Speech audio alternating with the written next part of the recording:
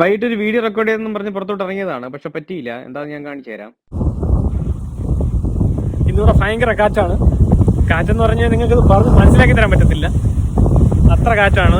ഏതാണ്ട് 40 കിലോമീറ്റർ കാറ്റ്. കരിയിലേക്ക് അടിച്ച് വായിക്കാത്ത കയറിപ്പോകും. ഈ മരത്തിനെ കാണാൻ പറ്റുന്നുണ്ടായിരുന്നു.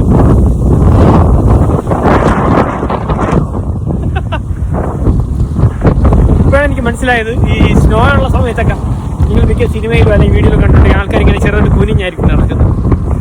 ഒന്ന് ചൂണ്ടിട്ടാണ് എനിക്ക് 2 ദൂരം മുടിഞ്ഞ കാറ്റ് അടിക്കുമ്പോഴത്തേക്കും ഇല്ലെങ്കിൽ നമ്മൾ തെറിച്ചു പോകും. അപ്പോൾ അതൊക്കെ മാറാൻ വേണ്ടിയിട്ടായിരിക്കണം ഇവരിങ്ങനെ ഈ കുനിഞ്ഞ് നടക്കുന്നത്. എന്നാലും നമുക്ക് പോകെ നമുക്ക് അതിന് സ്വന്തമായിട്ട് മനസ്സിലാവും.